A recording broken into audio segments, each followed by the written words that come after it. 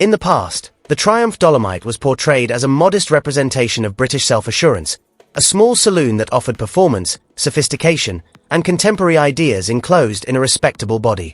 In 1970s dealerships, it appeared to be the obvious option for drivers seeking something more expensive than a Jaguar but more sophisticated than a Ford Cortina.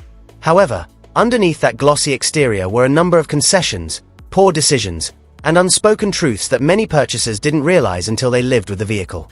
The story of ambition colliding with the harsh reality of Britain's struggling car industry gradually turned into a cautionary tale about Triumph's brilliant executive rival.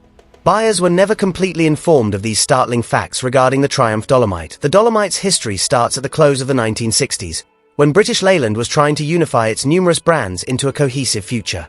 Triumph needed a small saloon that could serve as a transitional space between regular family transportation and something closer to executive class. As a result, the previous Triumph 1300 and 1500 were developed and given a more contemporary, high-end, and powerful appearance. The Triumph Dolomite, which debuted in 1972, was designed to be a symbol of advancement. Improved interior materials, a variety of engines, and sharp, straight-edge style made it appealing to both performance-driven drivers and conservative consumers. The Dolomite appeared to be at the ideal location on paper. Despite being more nimble and compact than most competitors, it offered the same level of quality on which Triumph had established its reputation. It was advertised by British Leyland as a vehicle for upwardly mobile families, professionals, and managers who appreciated comfort and sophisticated engineering. The car's reputation was further improved in 1973 with the introduction of the Dolomite Sprint, which had a cutting-edge 16-valve engine. This British saloon distinguished itself from the more straightforward, mass-market competitors by claiming true technological innovation. But the Dolomite's design itself was one of the first unsettling realities.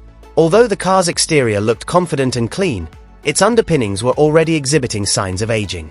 Even though later Dolomites moved to rear-wheel drive, a large portion of the fundamental design was derived from the previous front-wheel drive Triumph 1300. The layout was not always as unified as it seemed as a result of this blend of old and new engineering. Although the interior of the car promised elegance, many customers were disappointed by how cramped it was, especially in the back seats where there was very little legroom for a car that was advertised as a small executive saloon. While some drivers found the driving posture pleasant, taller drivers felt confined. Although the dashboard's assortment of knobs and switches gave it a stunning appearance, it occasionally felt disorganized and cluttered. Two Dolomites of the same year could have extremely different interiors since build quality varied greatly based on when and where the car was put together. Triumph was trying to project a sense of excellence, yet panel gaps, trim alignment, and interior fittings frequently lacked uniformity. Once Triumph's greatest asset, engineering now serves as both the Dolomite's greatest asset and its biggest flaw. With its 2.0-liter 16-valve engine, the Dolomite Sprint was among the first mass-produced vehicles in the world to have this kind of technology. When operating correctly, it produced powerful performance, seamless power distribution, and a driving experience that made many bigger and more costly competitors look foolish.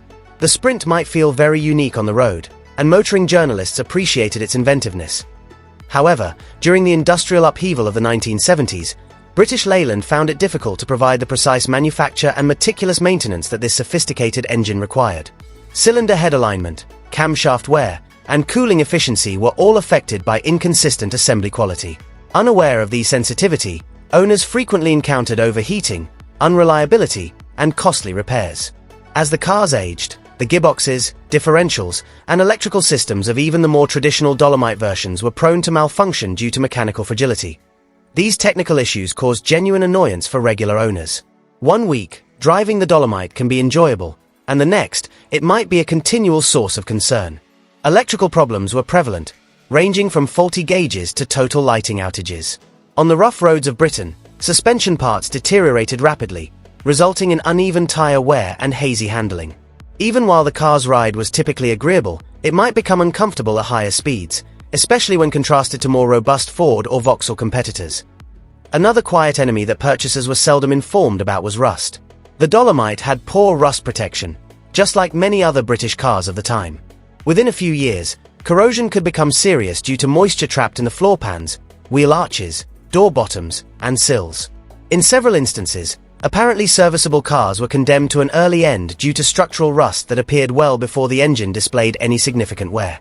Owners who had purchased the Dolomite as a step up in class were deeply disappointed by the mounting repair expenses and falling resale values. Ownership suffering went beyond structural and mechanical problems. Many local garages lacked the specialized skills needed to service the Dolomite, especially the Sprint.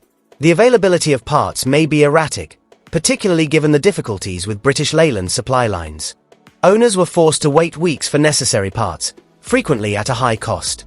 Due to the car's poor performance and reputation for unreliability, insurance rates were higher than anticipated. What had once appeared to be a sophisticated and wise buy began to feel more and more like a risk. Nevertheless, the Triumph Dolomite had several obscure and lesser-known tales despite all of these issues. Few purchasers were aware of the Dolomite Sprint's performance in motorsport, where it demonstrated exceptional competitiveness in touring car racing.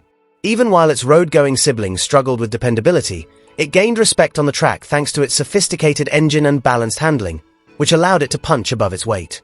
The Dolomite's reputation among aficionados, who saw in it the promised triumph had sought but never completely delivered to regular purchasers, was solidified by its racing victory. The Dolomite was one of the final genuine manifestations of Triumph as an independent thinking brand in British Leyland, which is another little-known truth. At a period when corporate politics and financial constraints were limiting creativity, the vehicle represented an attempt to bring innovation and tradition together. The Dolomite, which was introduced into a period of strikes, cost-cutting, and dwindling public trust in British automobiles, was, in many respects, a victim of its circumstances. Its story would have been considerably different if it had been constructed with stronger long-term backing and better quality control. The Triumph Dolomite now holds an interesting position in the history of automobiles. Enthusiasts who value its ambition, character, and performance remember it with affection. But it also serves as a warning about what happens when audacious plans are compromised by subpar execution. The startling reality for consumers in the 1970s was that the Dolomite made far more promises than it could reliably fulfill. It was a car with enormous potential that was only partially realized and ultimately characterized by both its shortcomings and its strengths. The Triumph Dolomite is an interesting and enduring part of Britain's automotive history because of this contradiction.